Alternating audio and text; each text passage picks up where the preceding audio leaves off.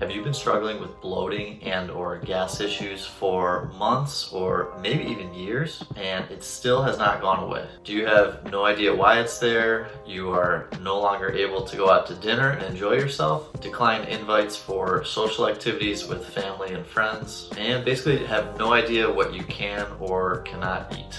If so, then this video is for you.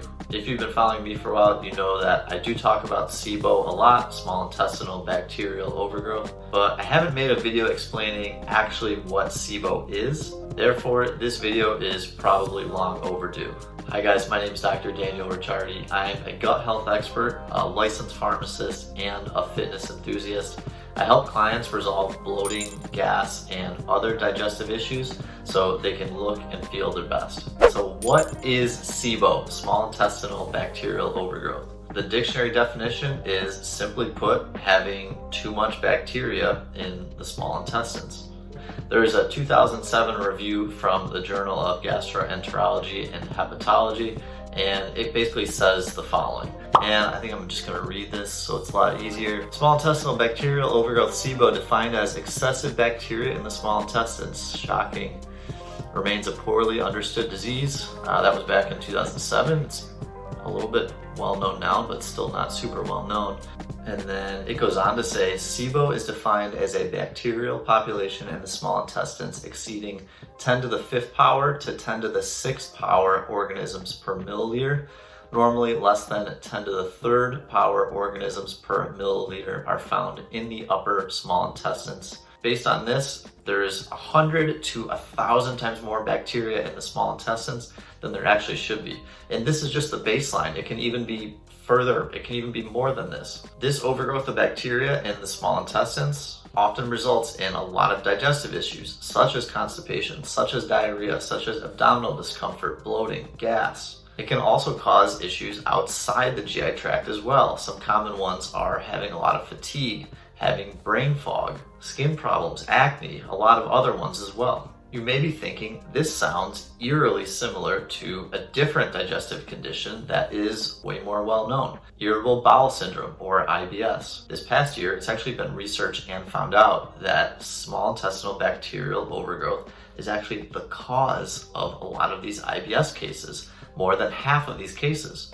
IBS refers to these same symptoms of constipation, diarrhea, gas, bloating, abdominal discomfort.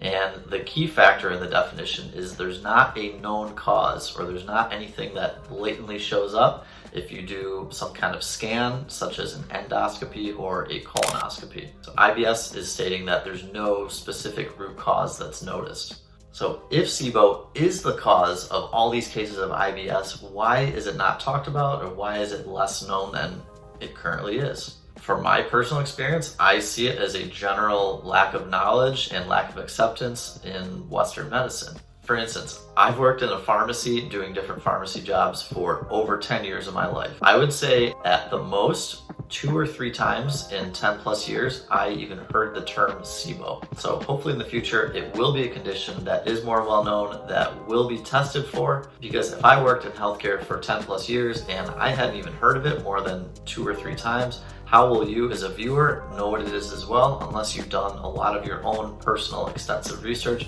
or maybe you did get lucky and the practitioner you see is well informed about small intestinal bacterial overgrowth. But for most people, that is not the case. According to Western medicine practice guidelines, there's no actual cure to IBS, but there are a few different cures to SIBO.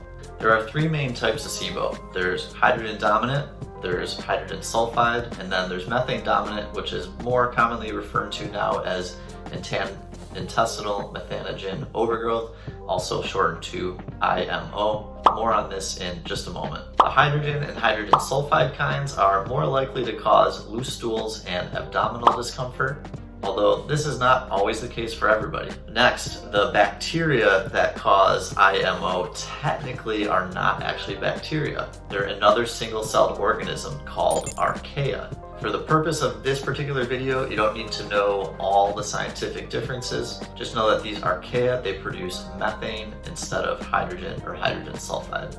And the resulting symptoms are often different. For example, these methanogens typically produce more constipation in the people it affects, Although again, this is not always the case for everybody. Having a mixed overgrowth of 2 or more types of bacteria or archaea is also a possibility, and this can result in sometimes not having constipation nor diarrhea. This is one reason why it can be difficult to tell what type of SIBO you have and what is going on. In terms of why SIBO happens, there's a ton of potential root causes. Some popular ones include motility issues, such as getting food poisoning. It affects what is known as the migrating motor complex, which is a series of muscles and nerves in the gut that moves food properly throughout the intestines. Having low stomach acid, which can result from a variety of different things, is also a common cause of SIBO, because the stomach acid in your gut, specifically in the stomach, is responsible for killing a lot of bacteria that enter the body. Certain medications such as NSAIDs, oral hormones, antibiotics, a weakened immune system, persistent high stress, hypothyroid, and then many other things can also be affecting you. And then many other things could be potential causes.